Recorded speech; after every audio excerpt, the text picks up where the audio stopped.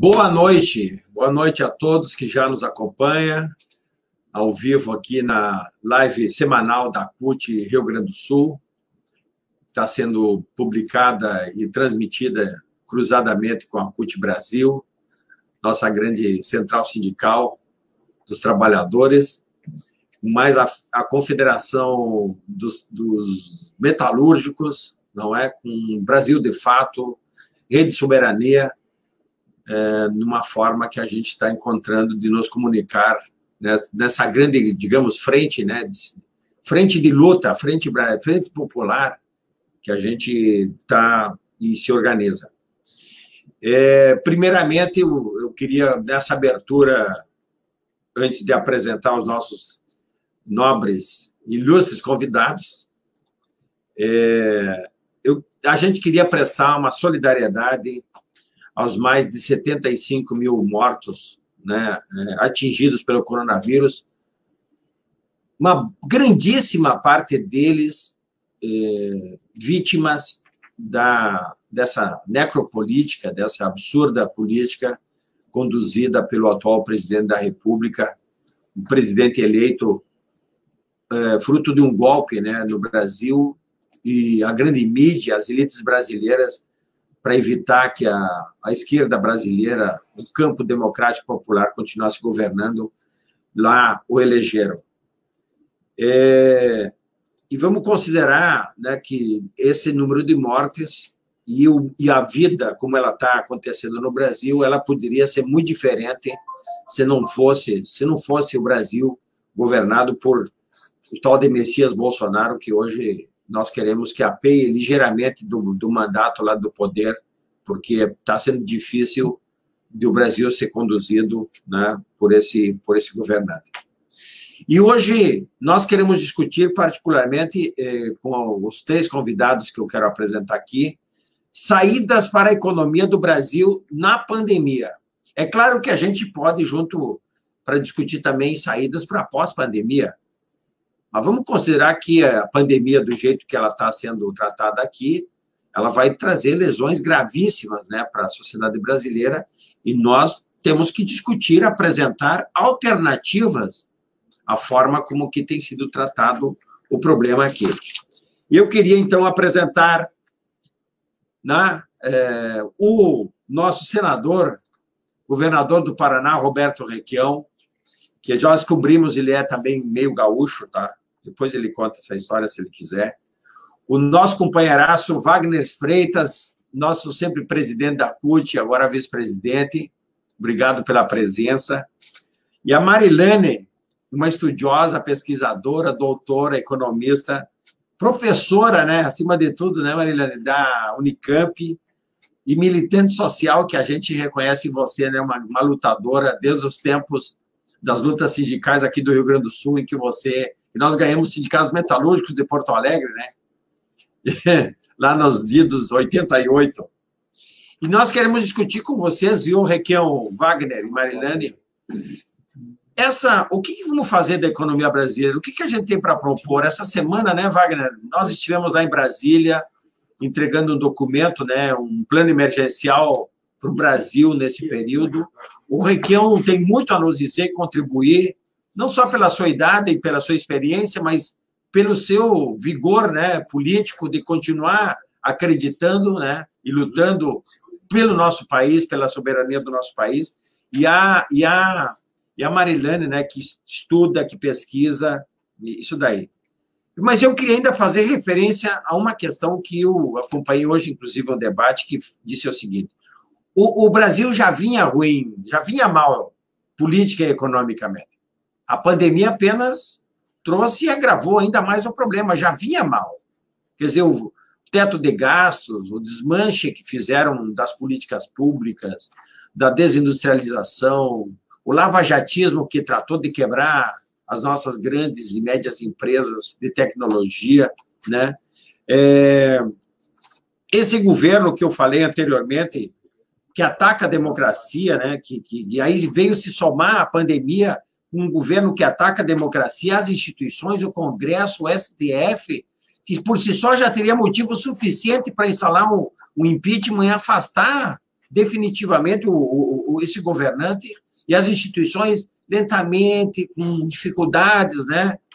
Os poderes não muito lentos, muito inseguros, muito temerosos, né, de conduzir, porque os meios de comunicação e tal, né, que defendem esse programa, e um programa conduzido pelo Guedes, que é a salvaguarda, digamos assim, do neoliberalismo para vender o Brasil, acabar com a nossa soberania e tirar completamente os nossos direitos. Então, esse é o tema da noite, Wagner, Requião, Marilane, nós queremos que vocês é que vão conversar hoje com a gente, para todo o público que nos acompanha, e eu vou apenas fazer aqui uma mediação. Então, boa noite, bem-vindos. Vou começar pelo Requião aqui, nosso, né? E liga os seus microfones, vocês estão silenciados ali pelos microfones fechados. Então, além da saudação inicial, já pode ir tocando, nós temos uma horinha de conversa aqui, porque é o tempo que o pessoal nos acompanha e fica com a gente. Depois começa a sair, a gente quer encerrar bem como nós estamos começando. Contigo, Requião.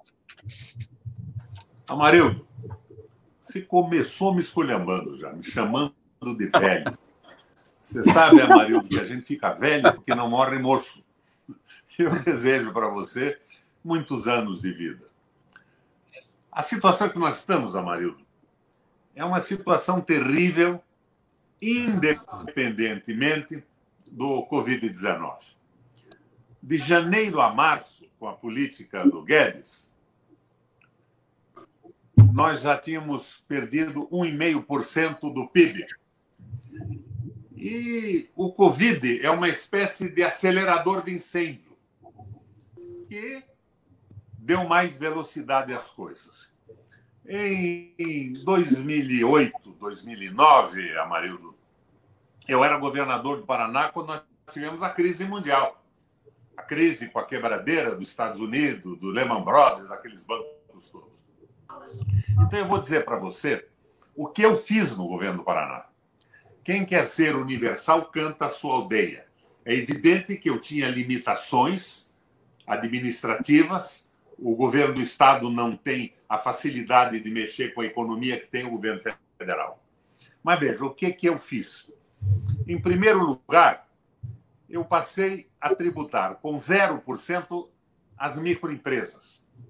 E peguei as pequenas empresas e coloquei numa faixa máxima de 2,5%. Paralelamente a isso, por sugestão, inclusive, de um companheiro que já morreu, petista, o Edésio Passos, eu criei no Paraná o salário mínimo mais alto do Brasil. Então, você entenda esse primeiro jogo. Um pequeno empresário pagava 18 mil reais por mês de ICMS. Eu jogava isso lá para baixo. Ia pagar 500, 600, e se fosse micro, pagava zero.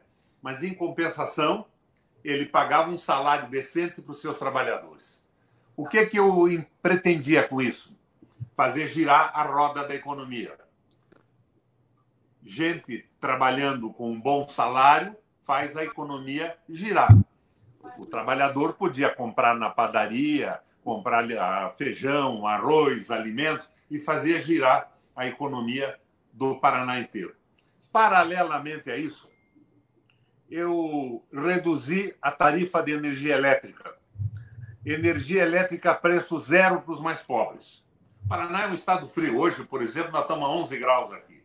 É brabo. E chega, como Porto Alegre, a zero, menos de zero, em determinadas circunstâncias. 2% está me dizendo o Amarildo ali. Então, eu criei uma tarifa social da Companhia Paranaense de Energia Elétrica. Eu aumentei o ICMS da energia elétrica, mas não subi a tarifa. O ICMS aumentado me dava alguns recursos para o Estado do Paraná poder investir socialmente. E a tarifa eu congelei. Congelei por 8 anos a tarifa. Era a mais baixa do Brasil. Com isso, eu pretendia atrair atividades empresariais para o Estado. Energia barata. E congelei por 8 anos também, fui governador 2 vezes seguida, a tarifa de água.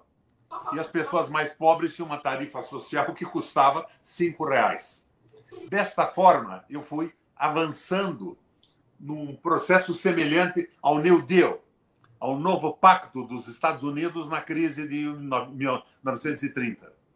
Paralelamente a isso, eu criei para os agricultores, independente de terem o título de propriedade da terra, porque ou eram poceiros produtivos, ou eram famílias que estavam há 100 anos em cima da mesma terra e nunca tinham feito um inventário.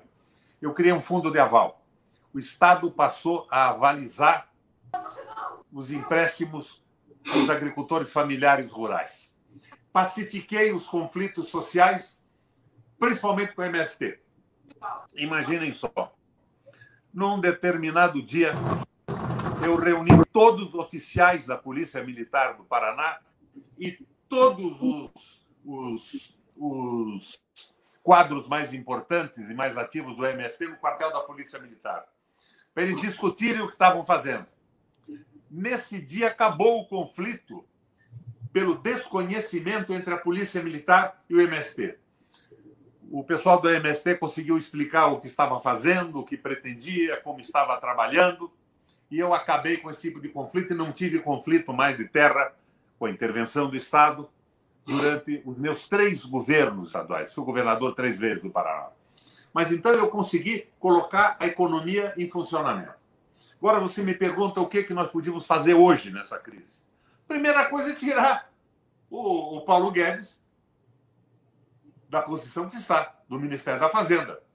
Porque esse cara é um criminoso, um liberal, que está tentando reproduzir no Brasil um liberalismo econômico que faliu na Europa, que faliu no mundo, que dificulta a Merkel a governar a Alemanha, que impede a Espanha de ter um governo sólido, com boa base.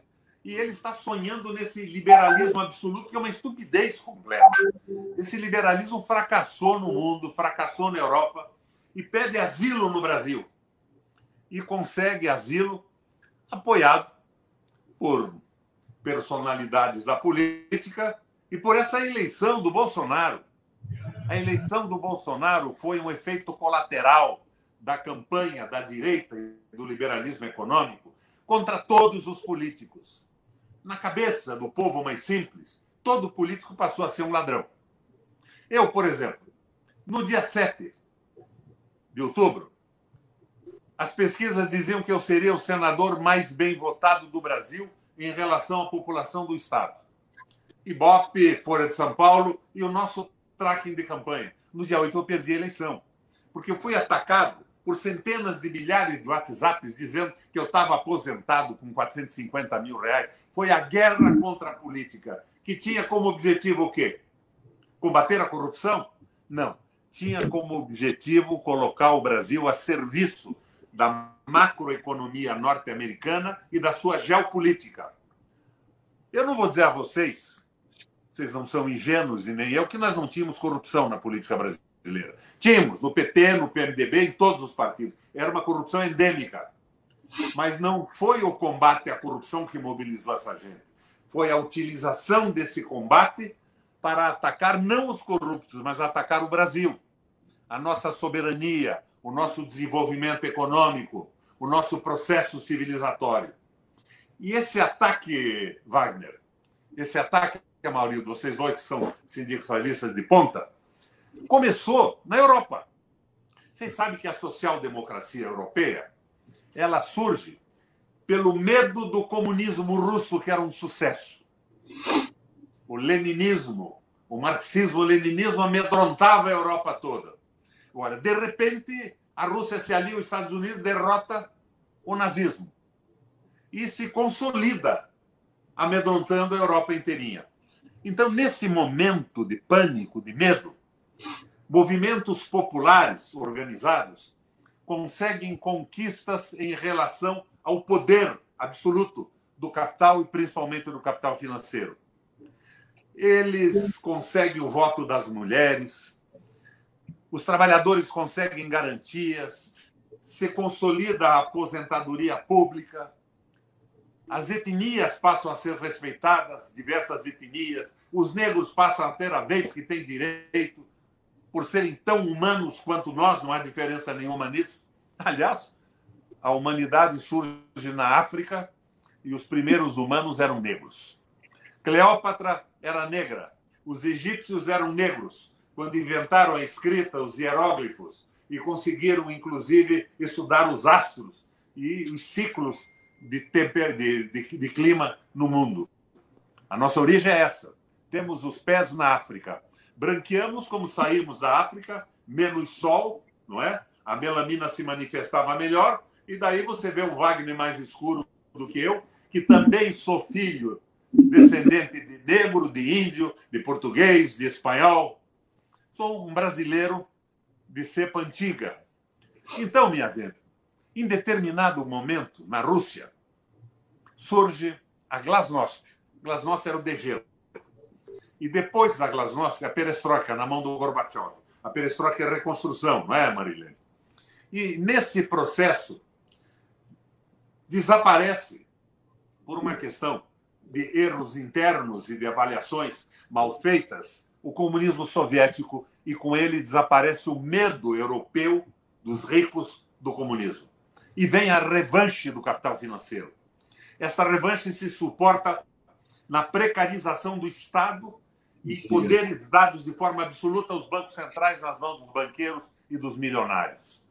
Precarização do Estado. O Estado passa a ser, como diria o velho Brizola, um mandalete do capital financeiro. Segundo ponto de apoio é a precarização do parlamento, com a financiarização das campanhas.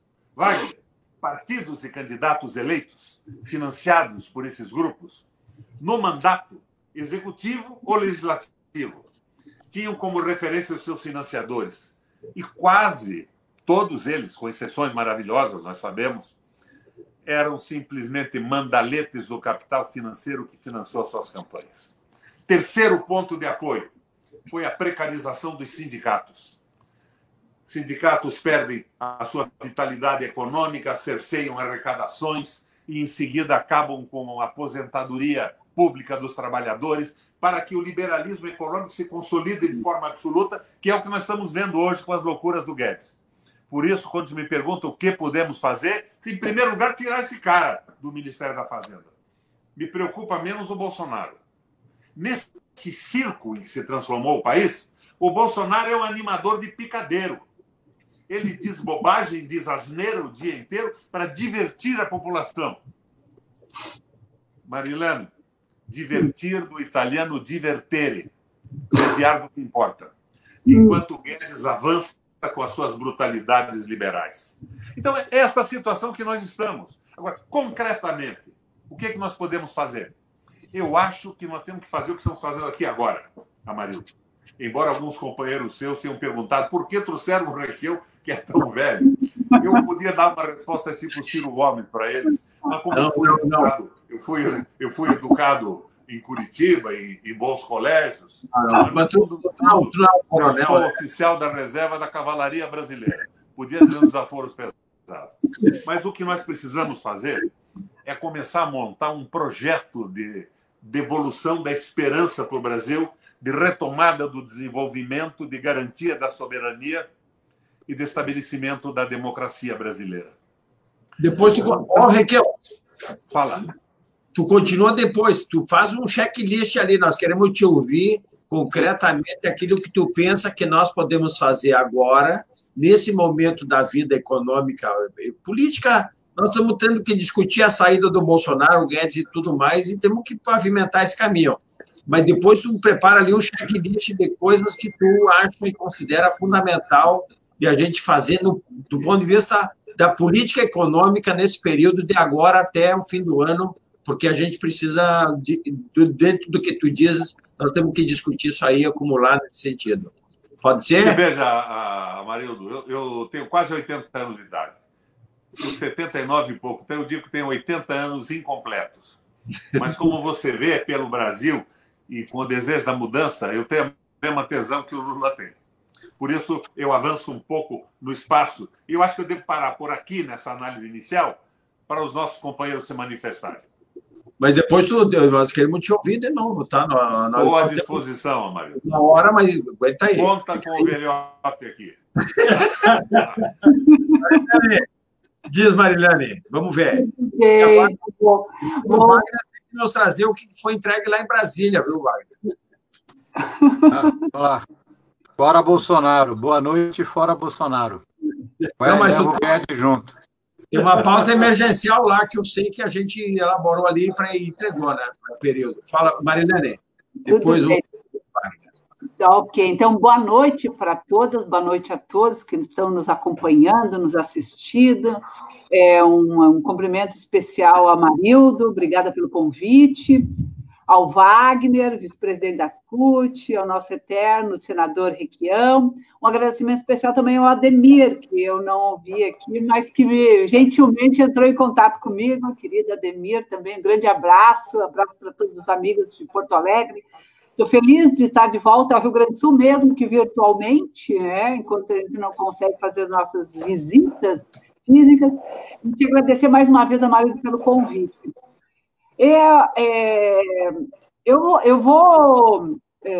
Acho que eu vou tentar ser breve, porque acho que é importante a gente poder voltar, né, falar sobre esses aspectos.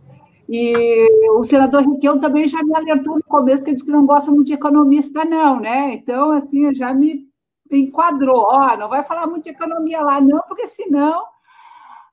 mas aí eu o tranquilizei, dizendo que eu não sou uma economista tradicional, né? Eu sou uma economista gaúcha, então isso já deu uma vantagem para mim.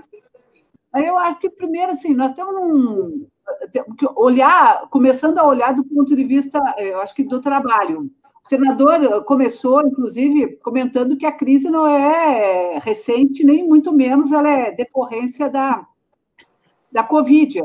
Nós já vimos que uma crise, vamos dizer, desde 2015, 2016, 17, 18, 19, estagnou, mas ela não apresentou, por exemplo, praticamente mudanças, e nós começamos 2020 com um quadro muito difícil. Tudo indicava que 2020 ia ser um ano muito parecido ou pior, inclusive em termos de resultado econômico, social, ampliação da desigualdade, ampliação do desemprego, maior que nos anos anteriores. Então, a primeira coisa é um mito achar que o problema que nós estamos enfrentando hoje são decorrências fundamentalmente da Covid, claro que não são. Nós já tínhamos, por exemplo, quando a gente analisa os dados de mercado de trabalho do início dos anos 2000, na comparação com o final do último trimestre de 2019, já tinham quase 5 milhões de pessoas que tinham simplesmente saído da força de trabalho por desalento, ou seja, as pessoas desistiram de procurar trabalho. E nós também vínhamos de um período, nesses últimos 5 anos, e que, dado um tipo de crescimento econômico, a gente gerou só emprego formal e por conta própria. Então, nós estávamos num quadro já de muita vulnerabilidade, muita precariedade. Então, isso faz com que a gente chegue hoje numa situação que e é para isso que nós temos que olhar, então temos que pensar, inclusive, quais são as saídas econômicas, olhando para um nível de ocupação hoje que é inferior a 50% da população em idade ativa. Nós nunca tivemos um quadro tão desastroso, ou seja, nós temos mais pessoas fora do mercado de trabalho do que no mercado de trabalho. Nós estamos com 27 milhões de pessoas que gostariam de trabalhar e não estão trabalhando, ou seja, esse dado mais do que dobrou na comparação, por exemplo, com o início de 2020, que era em torno de 12 a 13 milhões, e nós estamos com 74, quase 75 milhões de pessoas fora da força de trabalho. Então, quando a gente pensa o que são as estratégias, e aí eu não vou nem precisar dizer que eu não consigo, porque eu acho que isso é um entendimento que nós temos, é um consenso que nós temos, de que dificilmente nesse governo, ou praticamente impossível nesse governo, e sobre o comando da política econômica nas mãos do Guedes, nós vamos conseguir operar ou pensar em mudanças que possam representar uma saída da crise do ponto de vista econômico e do ponto de vista do emprego, do ponto de vista social. Tem total acordo. Inclusive, entre ontem e hoje, o Guedes e a sua equipe econômica divulgaram vários PowerPoints, né? E um deles é mostrando quais são as medidas que devem ser adotadas para o próximo período. Eles estão prevendo uma queda em torno de 5% do PIB para esse ano, só que a partir de 2021 o mundo tudo vai ser de maior normalidade, a economia vai crescer 2%, 3%, o emprego vai se recuperar, E o problema é só 2020, portanto, porque o ano que vem a normalidade vai ser totalmente restabelecida, como se estivesse no país das maravilhas, né? Não estão no mundo real. Agora, como é que ele sustenta essa tese? Ele sustenta essa tese, basicamente, a partir de uma afirmação de que tem que continuar seguindo com a política de austeridade fiscal. Ele disse, a austeridade fiscal é o pré-requisito para a retomada da atividade econômica e do nível de emprego. E ainda tem o disparate de divulgar que, a partir das medidas de austeridade fiscal, nós vamos poder, de fato, fazer política social. Então, isso é um discurso completamente avesso de tudo que nós entendemos e compreendemos como austeridade fiscal. A austeridade fiscal é justamente o oposto disso, né? E o outro aspecto é que, assim, a austeridade fiscal não tem nenhuma base econômica, nós não temos nada na literatura econômica que indique que a política de austeridade fiscal pode ser constituída uma política econômica. Isso não existe. Então, o primeiro aspecto, eu acho que hoje, para nós, que é central, é discutir que o Estado tem que gastar, tem que ampliar os gastos e gastos sociais. Não tem limite para gastos sociais. O Estado, ainda mais o governo federal, porque o Estado, os municípios ainda têm limites em relação a isso. Agora, o governo federal não. O governo federal pode fazer emissão de moeda, o governo federal pode fazer emissão de títulos da dívida pública, não tem nada na literatura que indique o contrário. As principais economias desenvolvidas, todas têm a dívida pública 100% do PIB, 200% do PIB. O problema não é esse. O problema é que eles estão olhando esse período como uma coisa temporária, como se fosse apenas um incidente, né? 6 meses, meio ano, e que, portanto, as medidas que foram adotadas, como as medidas emergenciais, elas foram introduzidas no orçamento com um grau de emergência, com caráter de emergência, mas que isso vai ser recuperado a partir do segundo semestre no próximo ano. Tanto que eles estão prevendo já um superávit primário que é nos mesmos patamares dos anos anteriores, ou seja, como se você tivesse zerado, como esse período não tivesse, vamos dizer, a gente não tivesse vivenciando esse período. Então, a primeira coisa que nós temos que fazer, que eu acho que é o debate central hoje, é a discussão dos gastos públicos. E aí, não tem essa ideia de que os gastos têm que estar vinculados à receita, nós temos que fazer reforma tributária para poder garantir recursos. Não. Claro que a reforma tributária é importante e necessária, mas não pelos motivos atuais, porque ela precisa corrigir um problema sério no país, que é um problema de regressividade, um problema de desigualdade. Agora, hoje, nesse momento, ela é importante, necessária, mas ela não pode estar condicionada à necessidade do Estado ampliar seus gastos de forma ilimitada. E ampliar para onde? Primeiro, com políticas públicas. Que políticas públicas são essas? São basicamente políticas sociais. Eu, inclusive, nem me atrevo a dizer que nós temos que montar frente de trabalho. Eu sei que tem uma discussão no PT, discussão de frente de trabalho, muito a partir de experiências, inclusive, do New Deal, de outros momentos da história. Agora, eu acho que a gente tem que pensar que nós temos que gerar emprego, nós temos que garantir renda, nós temos que fazer os fluxos monetários circularem. Nós temos quase 70% do PIB brasileiro constituído no consumo das famílias. O resto é exportação, investimento, gastos governamentais. Então, ou seja, nós somos um país que depende basicamente, fundamentalmente, dos recursos que circulam na economia, são o que a gente chama de consumo das famílias. Nós temos que rearticular esse circuito, né? Entre produtores, consumidores, famílias, vendedores, empresas, e, portanto, tem que colocar dinheiro em circulação. E, para botar dinheiro em circulação, tem que ter dinheiro, as pessoas têm que ter renda. Então, uma parte vem de todo um debate em relação a transformar o auxílio emergencial numa renda básica. Isso é fundamental.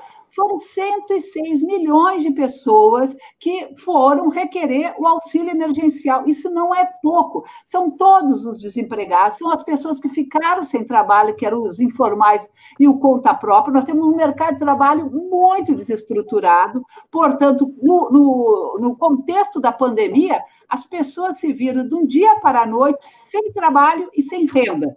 Então, foram 106 milhões que foram buscar recursos, que é o auxílio emergencial. Nós temos que estender esse recurso, nós temos que ampliar ele, nós temos que garantir que ele se torne uma política permanente, mas não aos moldes que está sendo negociado hoje pela equipe do Guedes, porque eles querem pôr a renda básica em troca de retirar seguro-desemprego, auxílio reclusão, benefício de prestação continuada e todas as políticas públicas que a gente vem constituindo e construindo, ou seja, desconstruir tudo que foi construído até hoje e propor alguma coisa no seu lugar, né? Uma substituição.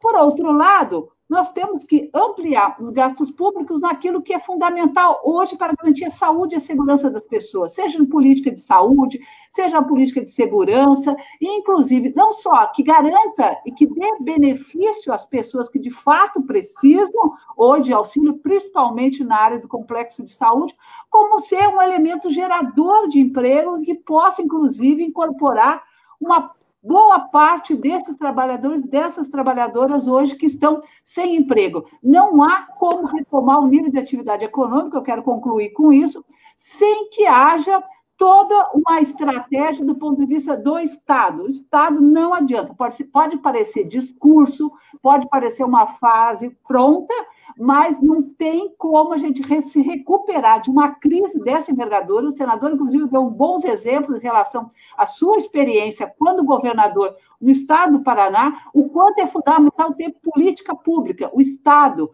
é o único capaz de ser o indutor e o coordenador da retomada da atividade econômica, porque para ele não tem limite de gasto, é diferente da iniciativa privada, que não vai, só porque você introduziu o contrato verde e amarelo, que você permite que recontrate uma pessoa por um período final de 90 dias por salários menores, ou que você passe a remunerar por salário hora, que é isso que o Guedes começou a divulgar essa semana, porque estão sempre retomando a discussão em relação ao trabalho. Para eles, o trabalho é o principal responsável pela falta de iniciativa das empresários, dos empregadores para a retomada da atividade econômica. Não vai funcionar. Ninguém vai contratar se não tiver demanda, e quem pode ter demanda e tem autonomia para isso é o Estado e é o poder público. Então, eu acho que o esforço muito grande tem que ser nessa direção, ampliar o seguro-desemprego, estender o prazo, ampliar os valores, discutir uma política de crédito, e aí termino com isso, séria. O governo colocou 1,1 trilhão em circulação nas mãos dos bancos. Os bancos estão usando esse dinheiro para comprar títulos da dívida pública com valores menores e ganhar no curto e médio prazo. Aquela medida provisória 944 não serviu para nada. O Tesouro Nacional disponibilizou 40 bilhões e apenas 20% disso foi tomado como empréstimo nas empresas. Então, você tem que discutir taxa de juros zero, você tem que colocar os bancos públicos para emprestar. Então, assim, não tem nada de novo. São políticas que já estão sendo... Nós já fizemos isso em 2008, em parte, os países europeus estão fazendo isso, não tem segredo. O problema é o seguinte, é que nós temos que ter outro governo para conduzir as políticas de forma adequada e correta, porque esse governo não tem coordenação, não tem direção, não tem capacidade política, não tem legitimidade para garantir que a gente saia da crise de forma com dignidade, salvando vidas. Um pequeno problema, né, Mariana? Estamos com o Bolsonaro e o Guedes no Ministério da Fazenda. Wagner, eu sei que a CUT entregou essa semana um plano emergencial que envolve a questão da indústria, envolve a questão da renda mínima, envolve a questão do investimento do SUS, teto dos gastos. Então, diz aí, Freitas, porque a gente tem discutido e nós precisamos, ao mesmo tempo que a gente quer a saída do Bolsonaro e do Guedes, para botar alguma coisa no lugar. Então, obrigado pela tua presença aqui, vindo à altura, substituindo o nosso presidente Nobre, por favor. Gente, boa noite. Prazer estar aqui na CUT Rio Grande do Sul, presidente Marildo. Dá uma boa noite especial aqui para o Quintino, para a Mara, né, para o Arizinho, que são, aquele que me lembro ainda aqui, recordo os gaúchos da Executiva Nacional da CUT, que devem estar nos ouvindo aqui também. Justificando a ausência do Sérgio, o Sérgio está com um calendário bem cheio, Amarildo, né? E não pôde estar presente aqui, me dando a oportunidade de estar falando com você e com os companheiros do Rio Grande do Sul e do Brasil inteiro. Roberto Requião, se eu chegar mais ou menos perto da sua idade, com vigor, inteligência, liderança, a pujança que você tem, eu vou ficar muito feliz, mas muito feliz. Eu conhecer a liderança que o Requião é no Brasil e o enorme respeito que nós da CUT temos por você, viu, Requião? Enorme respeito que nós temos por você, pela tua vida, pela tua trajetória. Marilane, parceira, companheira, nem consigo chamar só de professora, porque além de ser uma extraordinária professora, é uma companheira gaúcha, sindicalista, mulher extraordinária. Bom, as medidas que nós entregamos ontem, do ponto de vista econômico, são muito... A Marilane já falou boa parte delas, porque não tem lá grande invenção da roda. Precisa de um Estado que invista e que não deixe para o mercado, iniciativa privada só, a ideia de lucrar com o Brasil sem o investimento do Estado, né? Agora, o que eu queria mesmo ressaltar nesse momento, o presidente, Amarildo, companheiro, é a continuidade da questão dos R$600 e queria explicar, importantíssimo nós utilizarmos todos os momentos que nós temos na mídia para explicar que os R$600, que se renda emergencial, só existe porque as centrais sindicais e os partidos de oposição na Câmara dos Deputados e no Senado brigaram para ter. Eu quero relembrar, porque esse governo Bolsonaro, ele é muito nocivo para a população brasileira, principalmente porque ele tem algumas pessoas boas de mídia lá. Mídia mentirosa, mas que vendem bem o governo dele.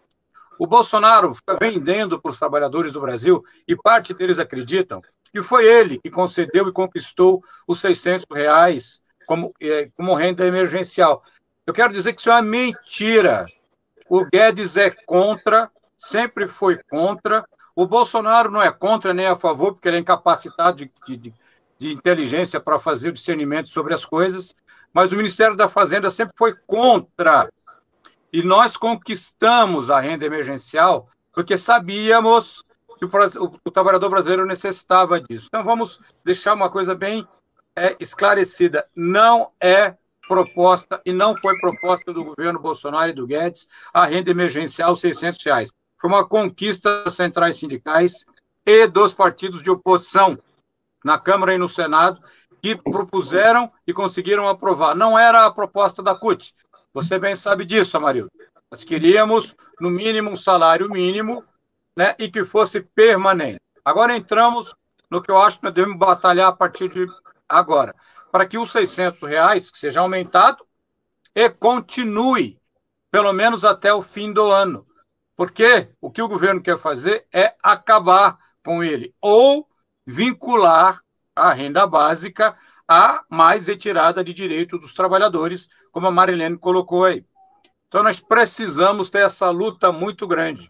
A manutenção da renda do auxílio emergencial e a construção de uma renda básica garantida para que os trabalhadores possam subsistir e a economia andar. Eu quero que também, nós não achamos que o trabalhador, né, que vai existir, porque quando nós defendemos a renda básica, não é para ficar um monte de gente em casa sem trabalhar, sem fazer nada e recebendo do governo. Não é para fomentar a economia. O Brasil tem um mercado de consumo muito grande para ser atingido e que não foi ainda. É vedado o direito do povo brasileiro a uma série de direitos que ele tem e uma série de bens que ele pode ter, possuir e que tem que consumir. E ele não faz isso.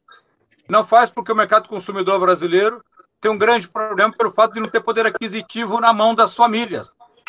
Quando a gente diz que tem que ter investimento investimento do Estado para que as famílias sejam irrigadas de recursos financeiros para fazer o consumo, é uma maneira de gerar economia, inclusive para aqueles que não serão diretamente aquinhoados com a renda básica, porque a renda básica não é para determinadas faixas da população que já têm rentabilidade. Então, não é uma política de esmola, não é nada disso. É pura e simplesmente macroeconomia, onde nós acreditamos. E vemos isso já feito em alguns momentos da vida brasileira. Em outros governos, governo do presidente Lula, governo da presidenta Dilma, já fizeram esse investimento com todas as dificuldades, erros e acertos cometidos por esses governos, mas tinha um papel de um Estado muito mais empenhado em atender às necessidades dos pobres, colocando os pobres na economia, para a economia ter condição de andar. Não adianta. Se você não incluir a parcela mais pobre do Brasil na economia, além de você ter um problema social cada vez maior, humanitário, cidadão, você tem uma economia travada, pelo menos para o desenvolvimento de todos e todas. Claro que vai ser, como ela é hoje, uma economia, como o Requião fala sempre, de interesse dos banqueiros, dos rentistas. E eles, sim, vão continuar tendo a vida fácil que eles sempre tiveram e têm hoje. Então, por isso nós defendemos a renda básica e defendemos o auxílio emergencial pelo enorme problema que o Brasil tem hoje, né? Com a pandemia. E defendemos que você precisa ter investimento na pequena e média empresa.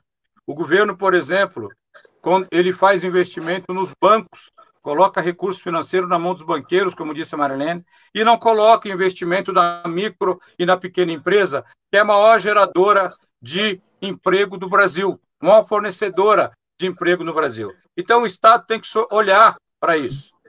Tem que olhar para esses pequenos e médios empresários, porque eles também estão vivendo um processo de falir. Nós, da CUT, não queremos que a economia brasileira vá à falência. Nós não queremos que as pequenas e microempresas quebrem todas. Nós queremos, pelo contrário, que elas possam ser revitalizadas para gerarem empregos para a classe trabalhadora que precisa de emprego.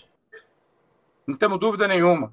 Há vários projetos, medidas de emprego que podem ser tomadas e que esse governo não vai tomar, Mário.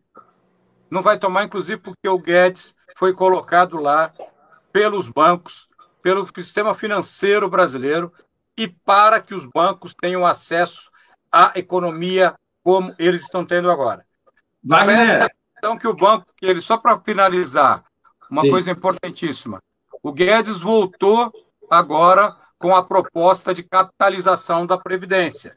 Aí, eu ia perguntar. Era um dos principais motivos pelo qual o seu Guedes é ministro, foi uma sustentação que o poder financeiro brasileiro deu ao governo Bolsonaro com grandes propostas que interessam aos banqueiros, mas principalmente mudar o regime de previdenciário para que o regime previdenciário brasileiro seja de uma capitalização privada vendidas pelos bancos.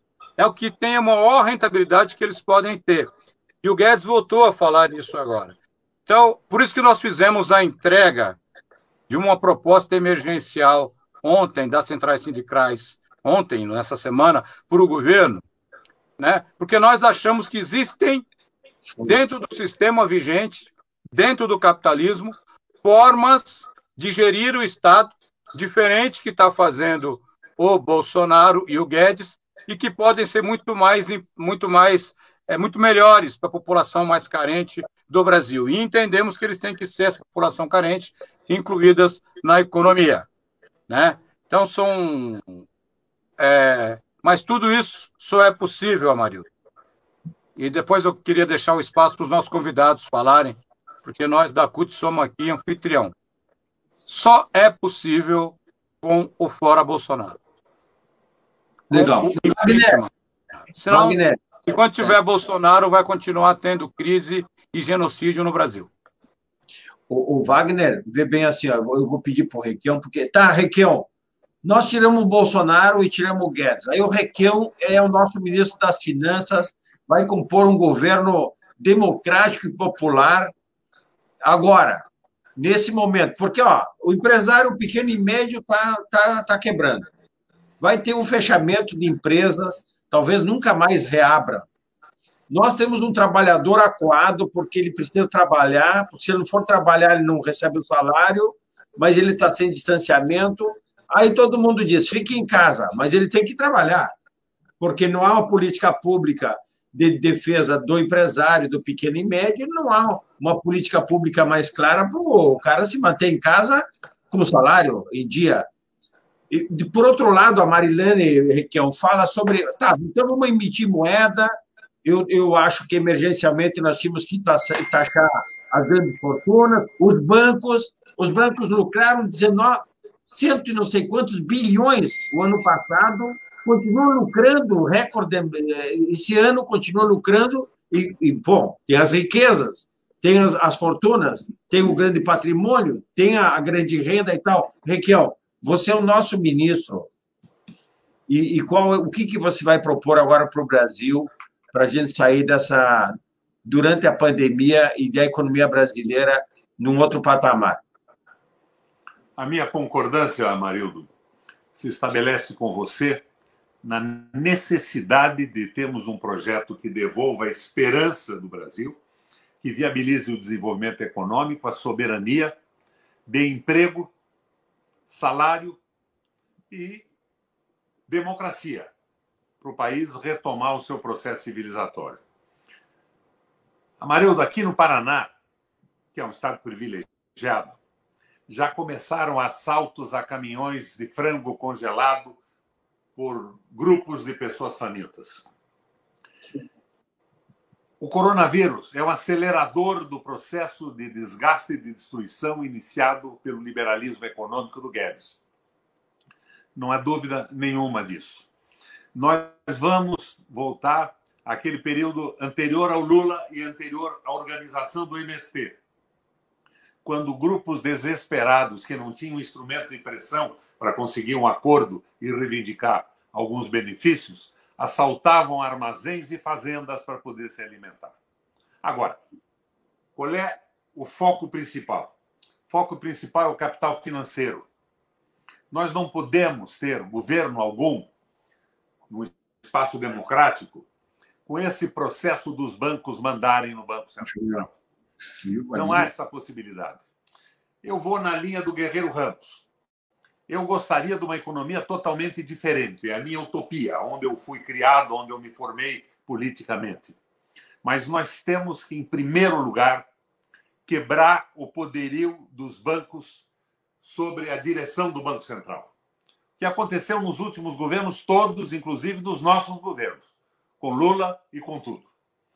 O Banco Central tem que estar submetido a um projeto nacional de desenvolvimento e ao presidente da República, não ao interesse financeiro dos bancários.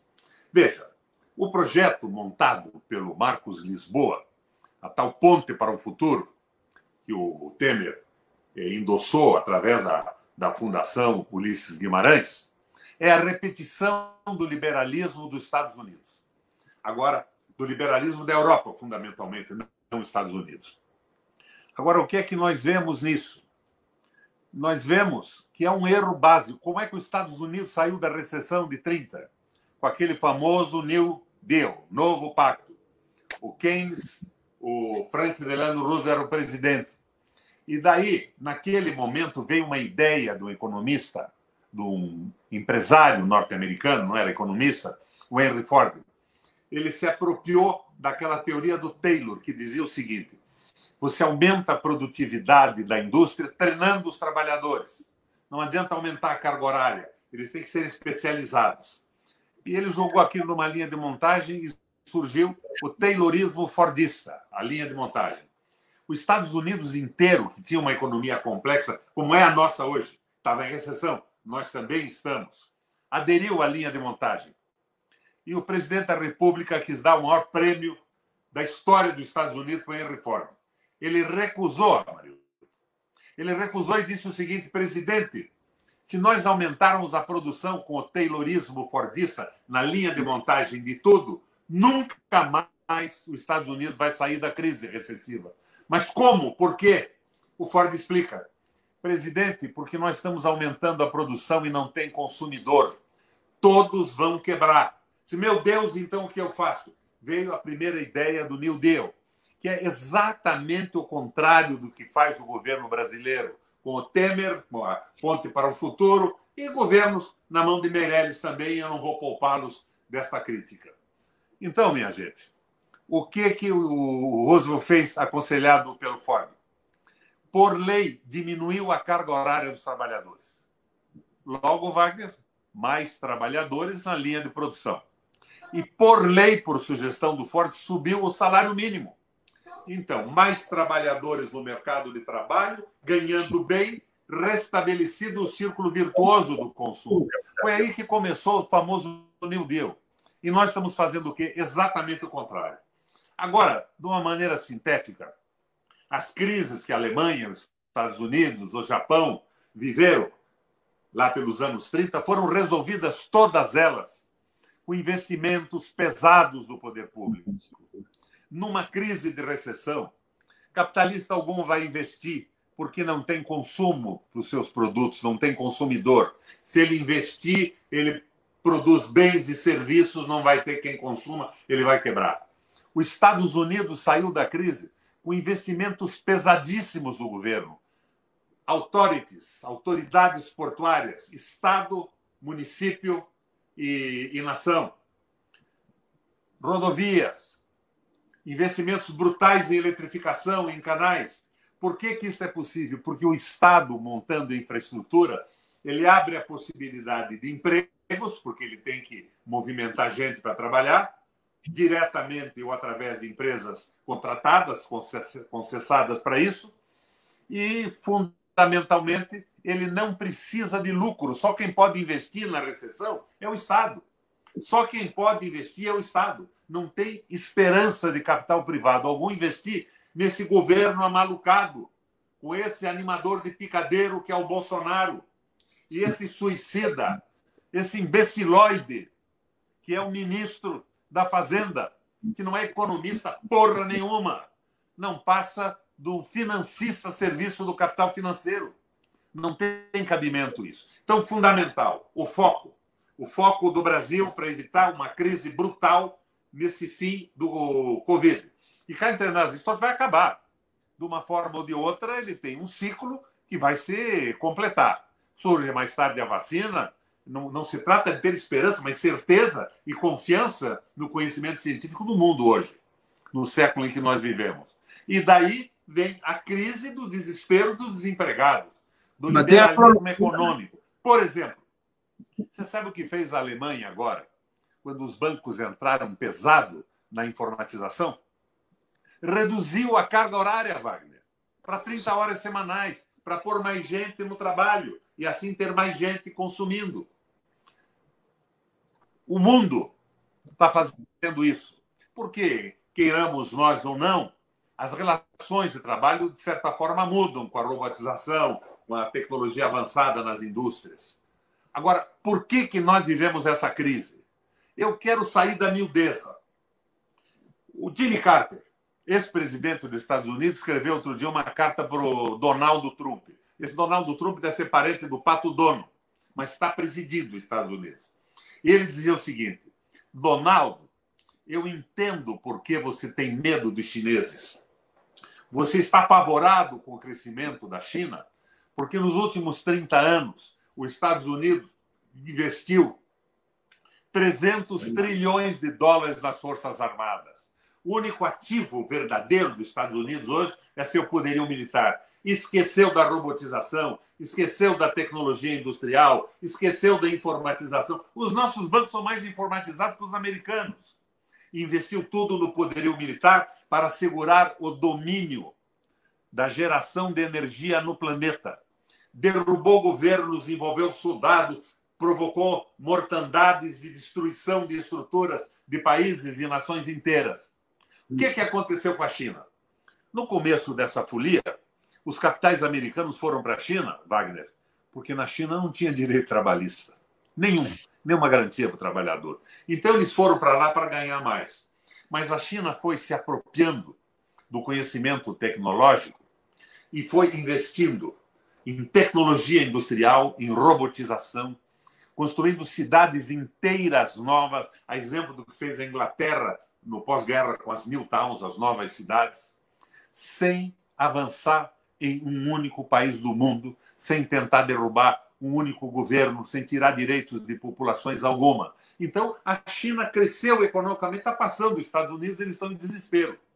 Se o Lula tivesse cedido inicialmente o pré-sal para os americanos, não tinham derrubado a Dilma, nem se preocupado com os roubos da Petrobras, que existiam e tinham que ser punidos. Mas eles não puniram os ladrões, eles nos tomaram a Petrobras, estão entregando a Petrobras para o capital estrangeiro. E o que o capital estrangeiro faz? Vocês viram agora que a Petrobras importou gasolina de avião falsificada, adulterada, que estava quebrando, fundindo e erodindo os motores com a possibilidade concreta de causar mortandades enormes no Brasil? É a tentativa do lucro, o lucro desesperado. Agora, na cabeça deles é isso. A ponte para o futuro, que foi feita por um secretário do Tesouro do primeiro governo do Lula, o tal do Marcos Lisboa, a ponte para o futuro é isso, a redução do Brasil a uma grande fazenda. E a redução dos direitos dos trabalhadores na esperança de que o capital internacional viesse a aproveitar a nossa semi-escravatura para evitar a revolta da população desempregada. Isto não vai acontecer. O próprio Covid provocou uma aceleração da falência do liberalismo econômico. E nós precisamos de um programa modesto, não os dos meus sonhos, mas um programa moda do Guerreiro Ramos, que abra espaço democrático para os partidos se organizarem e colocarem as suas propostas quanto à organização política, econômica, a posição do Brasil no concerto das nações, mas que nos devolva esperança para o desenvolvimento. Eu vejo que vocês se focam um pouco no esforço parlamentar para transformar os R$200 de compensação em 600. É bacana isso, mas está fugindo um pouco do alvo principal. O alvo principal é o liberalismo econômico. E isso é bíblico, Wagner. A Bíblia diz, não podeis servir a Deus e a Mamon. E eu tenho repetido a exaustão. Mamon é uma palavra em hebraico que significa dinheiro. Não é nem outro Deus nem o diabo. Não se pode servir a Deus e ao dinheiro. Não se pode servir ao povo e ao dinheiro. Então, o foco é a financiarização e o domínio do capital vadio que não produz uma peça e uma máquina. Quando eu era candidato a prefeito de Curitiba, eu fui prefeito. Fui deputado estadual, prefeito, governador 3 vezes, senador 2 vezes. Eu lembro que eu tinha um discurso que era mais ou menos assim. Vou repetir. Se vocês veem uma árvore tombada por um raio à beira de uma estrada, vocês estão vendo um lenho abandonado. Uma árvore totalmente inutilizada. Até o momento em que o homem, com a sua inteligência e o seu trabalho, se debruça sobre ela e a transforma num bem econômico, numa mesa, numa cadeira, numa tábua de lavar roupa. É só a inteligência e o trabalho do homem que produz riqueza.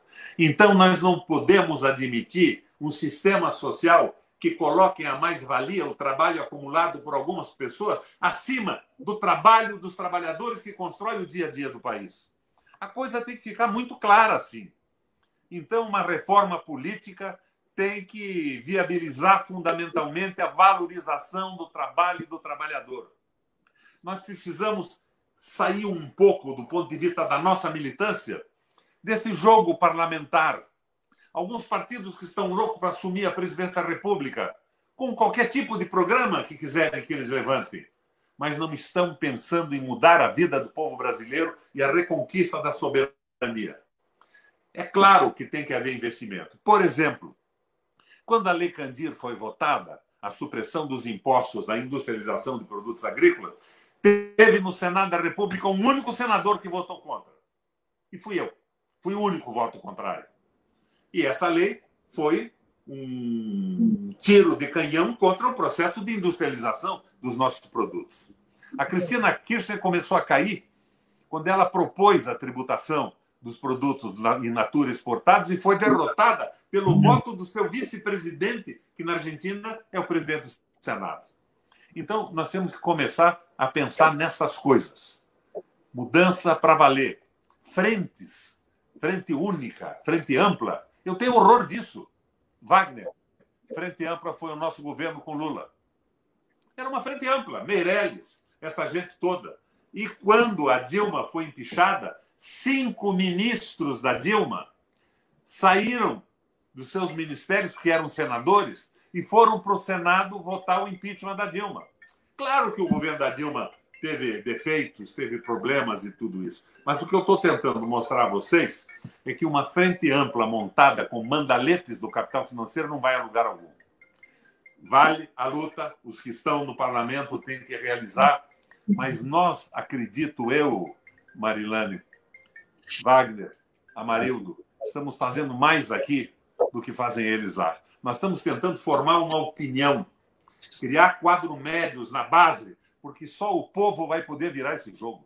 No sistema eleitoral brasileiro, com financiamentos incríveis nas candidaturas, com essa direita, o pior do que a direita, esses alienados que estão lá e vendem o voto, eles ganham uma ambulância e votam a favor da venda da Petrobras. E ganham uma ambulância porque eles acham que vão conseguir voto para manter o seu emprego, o seu cargo, através de uma próxima eleição. Então, nós temos que levantar pesadamente a consciência e não perder o foco. Contra Bolsonaro, eu assino qualquer lista. Mas esta frente que fizeram aí, em que o Fernando Henrique dizia que o Bolsonaro tinha que ser tolerado, como diria o Ciro Gomes, que não tem a nossa educação, vão a puta que pariu, Wagner. Não tem cabimento isso. Realmente não tem cabimento. E o foco... Tirar o Bolsonaro é bom, porque o país está caindo no ridículo. Nós estamos sendo gozados da televisão portuguesa como nós gozávamos dos portugueses no passado. Nós estamos virando os palhaços universais porque temos palhaços no picadeiro do circo da República. Então, minha gente, pensar em movimento de massa e num programa simples. Referendo revogatório de todas as doações feitas por esse governo sem autorização popular. Quem comprou mercadoria roubada, as empresas públicas foram compradas, roubadas do povo brasileiro, cometeu crime de receptação. E isso tem que ser anulado por um governo popular sem pagar indenização aos que se aproveitaram desse momento de fraqueza e de enlouquecimento de elites brasileiras. Isso é fundamental. Reabertura do espaço democrático e um programa de governo que enfraqueça o domínio absoluto do capital financeiro e comece a entender que só o trabalho e a inteligência constroem riquezas e que isso tem que ser considerado no mundo. Nós temos que olhar o exemplo da Alemanha, que saiu da crise com o Horace Greeley e Armand Schacht, numa associação entre grandes empresas e o Estado alemão na construção da infraestrutura. Depois vamos olhar os Estados Unidos, com o Keynes e o Franklin Delano Roosevelt. Investimentos pesados do Estado, diminuição da carga horária dos trabalhadores, salários decentes garantidos por lei, que isso levou a uma modificação do processo. É claro que essa luta pelos R$600 é bacana, mas ela não é suficiente. A formação de quadros, de intelectuais orgânicos que sintam o sofrimento do povo e consigam propor mudanças na economia, quadros médios, a moda do Gramsci, que consigam entender isso, e de militantes que são os beneficiados e entendem por que serão beneficiados e por isso lutam. É fundamental para a mudança no Brasil. Não acredito, Wagner, que o Exército Brasileiro esteja ao lado dessa gente. Alguns militares, com pijama ou sem pijama, na verdade, desnudos de inteligência e oportunismo de dobrar os seus salários com o salário no Estado, estão simulando a adesão do Exército Brasileiro. Não, realmente não acredito nisso. E nós temos que ter um programa que mobilize a população. Como você mesmo colocou, nós estamos num marco capitalista, nós não vamos poder acabar com isso da noite para o dia. Isso é uma experiência que está acontecendo no planeta Terra contra o liberalismo econômico. A minha referência básica nisso é o Papa Francisco. O capital é bom, se ele for investido numa fábrica, produzir bens, elevar o nível tecnológico, pagar salários decentes para que os trabalhadores possam ter educação para os filhos, saúde pública e viver decentemente. Mas ele não pode comandar o mundo. O mamon é o inimigo. O dinheiro e o capital financeiro e os banqueiros são os inimigos. E se nós tivermos esse projeto e uma candidatura única à presidência da República, não penso nem em partido nisso. Eu continuo no PMDB, que vergonhosamente é o principal partido de apoio às boçalidades do Bolsonaro. Continuo lá, porque não vejo perspectiva para sair disso agora. Mas uma candidatura única para restabelecer a democracia, restabelecer a esperança e dar espaço para a organização dos partidos, a discussão da política, da economia e colocar o Brasil no seu processo civilizatório do qual foi arrancado. Falam muito. Vocês, pelo que vejo, são petistas. Eu não sou. Sou, hoje, praticamente solto no processo partidário brasileiro. O pessoal diz, o PT tem que fazer autocrítica. Autocrítica, não. Precisa mudar é a sua ação. A prática é o critério da verdade. De nada adiantariam discursos de meia-culpa. Isso faz o crente na igreja para o padre à procura da absolvição. Politicamente não funciona assim. Eu acho bonita a posição que o Lula tem tomado. Ele entendeu os erros. Não está pedindo desculpas, porque de nada adiantaria, mas está tomando posições diferenciadas, de rejeitar as frentes absurdas e de jogar na construção de um projeto nacional. Eu acho, por exemplo, que o PT é um partido indispensável para o Brasil. É o único partido que tem vinculação e identidade com a população mais pobre, que sofre o sofrimento dos pobres, que tem intelectuais orgânicos capazes de proporem medidas que alterem essa vida e alterem o regime social que o Brasil está vivendo há 400 anos.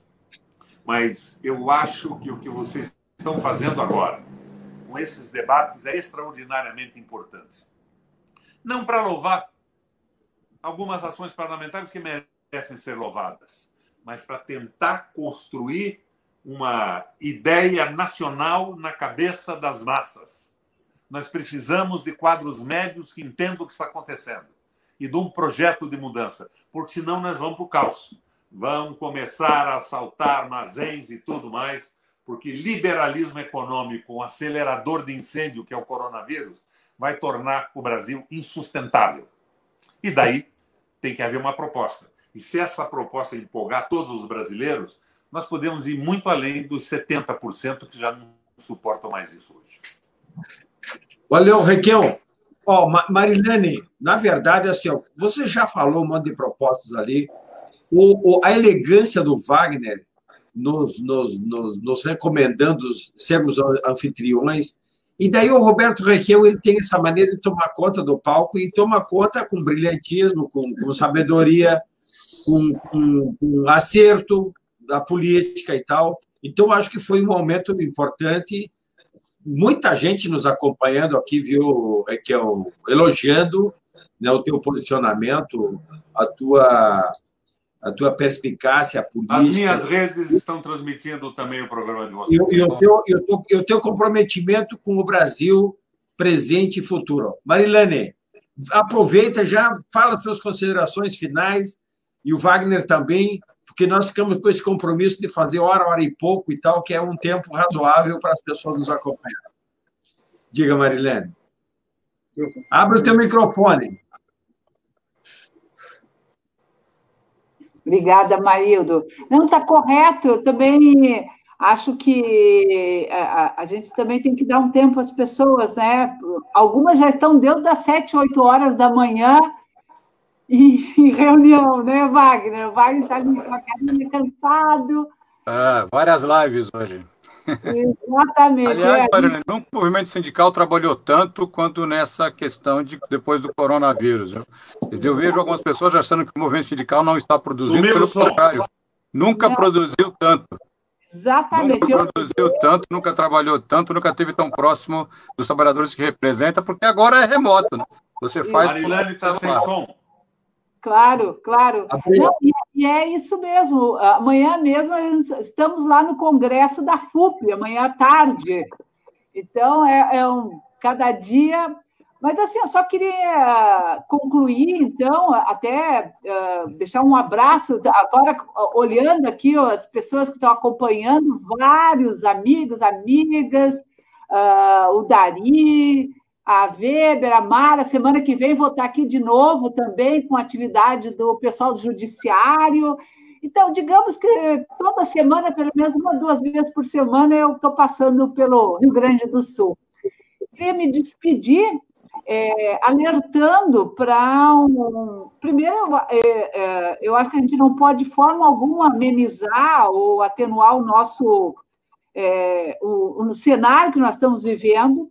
A gente não tem bola de cristal para medir, por exemplo, qual é o tempo ainda que nós vamos ter que permanecer em isolamento. A gente pode ter outros momentos de pico. Não tem nenhuma vacina aí a curto prazo, a médio prazo, que sinalize para uma recuperação rápida. Isso não é só no Brasil, é no mundo.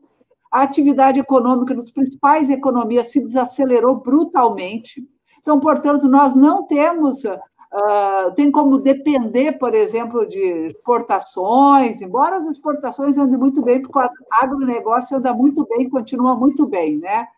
Mas nós temos várias implicações do ponto de vista das nossas importações, vários setores industriais tiveram que romper seus fluxos comerciais, porque simplesmente algumas matérias-primas e insumos desapareceram do mercado.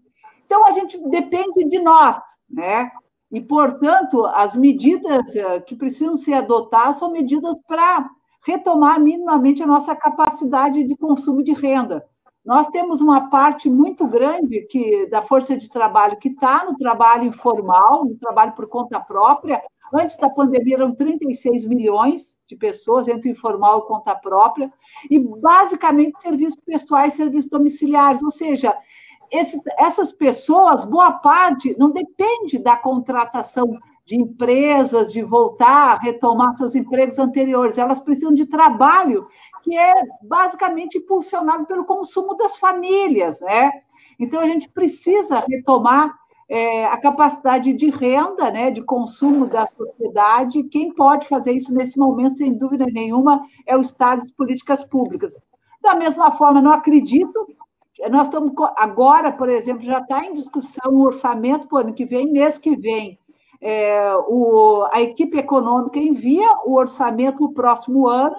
Essas questões que o Guedes falou essa semana, é tudo sinalização, inclusive do ponto de vista de manutenção do superávit, o teto dos gastos. Nós temos um debate muito duro pela frente. Ele não pode ser adiado para 2022, ele tem que ser feito agora. Porque em 2022 não sabemos quem vai sobreviver a isso tudo. Esse debate tem que ser feito agora, nesse momento, na disputa do orçamento, na disputa da condição da política econômica para o próximo período. E, portanto, a discussão-chave, sem dúvida nenhuma, é o impedimento desse governo, é o impeachment. Então, acho que é uma luta muito dura. Eu queria encerrar dizendo que eu acredito muito na nossa capacidade de luta, de resistência da classe trabalhadora, dos movimentos sociais, dos movimentos populares. Os movimentos novos estão emergindo nesse contexto, como a paralisação dos aplicativos no dia 1º e agora novamente no dia 25. Nós temos uma capacidade de luta, de organização social muito grande, nós temos experiências muito importantes que estão sendo realizadas no âmbito dos municípios, das comunidades, que é a discussão da economia solidária, são as discussões de compartilhamento, é a solidariedade do movimento sindical com os movimentos sociais. Nós temos coisa nova por aí.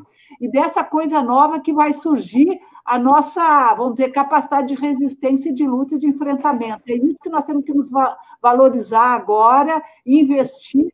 E, mais uma vez, obrigada pelo convite, Amarildo, agradeço imensamente, foi um prazer dividir com o Wagner, dividir com o senador esse momento, e estamos aí sempre à disposição para o que vocês precisarem, tá? E até breve. Obrigado, Marilane. Aqui a gente tem uma máxima nesse momento, desde a segunda semana do coronavírus. Solidariedade agora também faz parte da luta, e nós estamos conseguindo conviver, acessar. Nós temos um projeto aqui, né, Wagner, da CUT no bairro, do enraizamento no território e tal da nossa central, e a experiência da nossa solidariedade, que com máscaras produzidas pelas cooperativas, mulheres costureiras, com algodão orgânico, com os agricultores da Via Campesina e agricultores familiares com produção orgânica oferecendo as cestas, e também com atos simbólicos demarcando fora Bolsonaro, para a gente, no lugar, construir alternativas políticas e horizontalizar as nossas lutas, agregando toda a sociedade e os trabalhadores empregados e não empregados nessa luta. Tá. Wagner. A Marilda, antes de passar, eu só queria fazer uma saudação para o Claudir. Eu vi ele aqui, o querido Claudir, um abraço enorme para ele. Tá o Claudir, tá a Vitalino, Dari, a Maria Helena, tem uma militância toda aqui acompanhando o Antônio. Tá? Eu vi tanta gente passando por aqui, fazendo perguntas que eu não consegui passar adiante. Né? O Ademir, nosso diretor de comunicação, o Carline, que está aqui comigo, né? Nosso diretor também da CUT, muitos cutistas, muitos não cutistas, simpatizantes das nossas boas causas. E, Wagner, a CUT é a grande referência e nós precisamos fazer com que ela continue e aprofunde essa luta pelo fora Bolsonaro, fora a pauta do Guedes, e um outro Brasil é possível e necessário e nós urgentemente precisamos construir.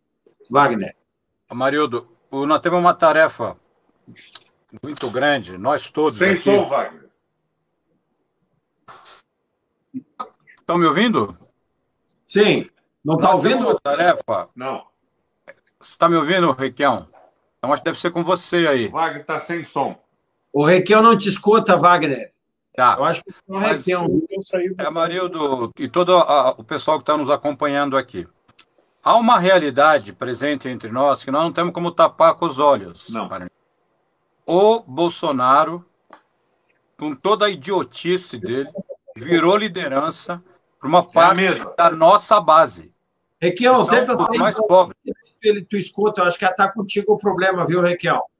É isso que eu... Então, o populismo de direita do Bolsonaro, o fascismo de Bolsonaro, ele engana uma parcela da nossa base. Por isso que é necessário fora Bolsonaro. É necessário o impeachment do Bolsonaro para desmistificar essa ideia que ele criou, né? E que a grande mídia desse país criou, que ele é uma alternativa para os mais populares. É por isso que todos aqueles que são pelo fora Bolsonaro, que não precisam ser socialistas como nós, e defensores de um outro regime que não o capitalismo, e que estejam agora nesse barco querendo a saída do Bolsonaro, o fora Bolsonaro, o impeachment do Bolsonaro, nós temos que ter unidade neste sentido. Porque nós não temos unidade de classe e não temos unidade de pensamento. Agora, o grande inimigo é o Bolsonaro. Nós não podemos deixar que ele chegue até 2022 e se fortaleça, nos nossos trabalhadores as ideias lamentáveis que ele representa. E que é isso, por isso que nós temos que nos organizar, inclusive com outros que são de outra classe social ou de outro entendimento político que a gente, para quê? Para derrubar o Bolsonaro e para ter uma alternativa a ele que seja referência para o que nós pensamos de política, economia, de vida, de liberdade. Então é isso que nós estamos construindo. Por isso que nós temos que ter, quanto mais pessoas nesta política, mais o papel da CUT vai ser sentido. Porque defender os trabalhadores agora é fazer o que nós estamos fazendo. Apresentar propostas de viabilidade econômica. Os nossos sindicatos defendendo os interesses dos trabalhadores. Mas, acima de tudo, é derrotar a ideia que o Bolsonaro representa, que é da não política, que é do apolítico. É mentira, mas ele representa isso. Essa ideia conservadora do racismo, do machismo, né? Que é contra os interesses de vida que nós criamos. E que nós entendemos, sim, que ele é genocida. Porque no meio de uma pandemia mundial, o que faz o presidente da República é incentivar o não isolamento, é incentivar que as pessoas saiam às ruas. É ele, em vez de liderar uma campanha pela saúde dos trabalhadores e trabalhadoras, dos brasileiros, Pelo contrário, ele fala que é uma gripezinha, em atleta não pega, porque não é verdade, porque ele pegou, já não é atleta há muito tempo, mas diz que ele um dia foi, e, portanto, ele comete, sim, um genocídio, e porque já morreram 70 e poucas mil pessoas, e poderiam não ter morrido uma parcela grande delas, se não fosse pela ação genocida do presidente da República e de muitos que o seguem. E, para encerrar, rapidamente mesmo, eu queria, por incrível que pareça, só concordar com uma fala ontem do Mourão na Globo News, eu não sei se vocês viram, mas que, vindo da boca do Mourão, ficou muito melhor do que dito por mim ou por tu, viu, Amarildo? Que ele disse que o Bolsonaro, é verdade, ele ficou no Exército, ele chegou só até o posto de capitão, e depois ele saiu do Exército, e ele disse que o Bolsonaro só ficou no Exército enquanto as habilidades físicas prevaleciam sobre as habilidades intelectuais. Então, o Bolsonaro, ele saiu do Exército, segundo o Mourão, não sou eu que estou dizendo, pega a Globo News de ontem. Ele saiu do Exército enquanto era possível ele só ter habilidades físicas, porque quando era necessário que ele tivesse habilidade intelectual, ele já não estava mais e não pôde fazer. Eu queria dizer que eu acho exatamente isso do Bolsonaro. É a mesma coisa que eu acho. E que, lamentavelmente, nós precisamos... Por isso que nós temos que derrotá-lo. Inclusive para que a gente possa, no Brasil, defender a liberdade e uma outra sociedade que não é minimizando os problemas como o Bolsonaro faz ou jogando os problemas para debaixo do tapete. Nós temos que enriquecer o debate nacional e derrotar Bolsonaro nesse sentido é essencial para que a gente tenha um Brasil numa retomada do crescimento econômico. Não tem crescimento econômico, retomada do Brasil com Bolsonaro, e muito menos com as ideias que ele defende, e muito menos com Guedes. Por isso é o nosso boa noite com Fora Bolsonaro. Fizemos a entrega do impeachment, são outros impeachments, e vamos pressionar, você que está me ouvindo, o Congresso Nacional, com atividades sociais nossas, mas com atividade também de pressão, para que a gente tenha colocado em discussão o impeachment para a sociedade brasileira defender. Porque nós precisamos de um Brasil voltando a crescer, e isso não vai acontecer com o Bolsonaro e o Guedes no poder. Obrigado, Amarildo. Obrigado, Marilene. Grande Roberto Requião. Uma boa noite para todos e para todas, essa companheirada que está ouvindo a gente aí.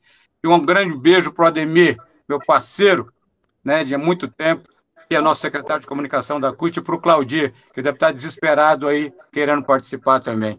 Uma boa noite para todos e todas.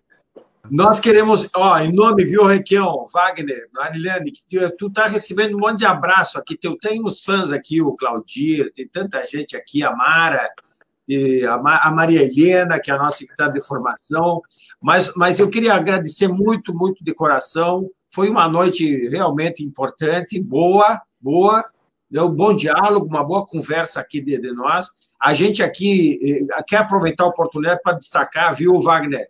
Eu acho que a CUT Nacional pode fortalecer essa pegada.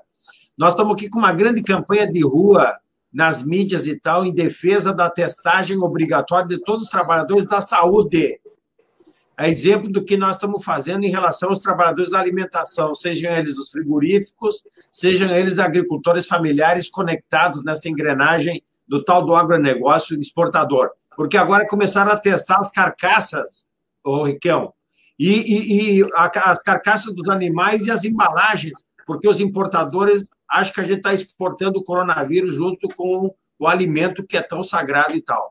Então, nós estamos nessa pegada e dizer e destacar, porque tem muitos sindicalistas aqui assistindo, nós já distribuímos mais de 150 toneladas de alimentos, máscaras, como a gente disse, panfletos defendendo a taxação das grandes fortunas, a renda mínima, viu, Wagner? Para dizer que a gente vai continuar defendendo, mas também defendendo que tem que ter política pública para o pequeno e médio empresário, porque nós precisamos dessa gente defendendo o nosso Brasil.